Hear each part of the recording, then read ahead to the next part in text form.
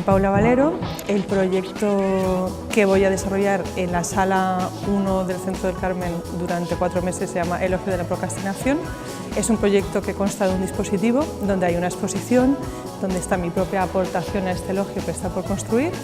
y al mismo tiempo durante estos 4 meses van a haber muchas acciones, debates, encuentros, toda una zona de investigación que será una aportación a este elogio que está, por decirlo así, procrastinado, ¿no? Durante ese tiempo van a haber acciones de artistas invitados, conferencias, va a haber el Departamento de Escultura con Miguel Molina que van a hacer su propia investigación al respecto,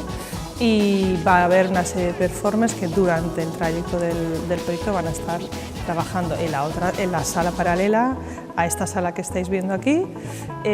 Durante estos 4 meses hemos puesto un programa, un calendario donde la gente podrá ver las acciones que se van a hacer,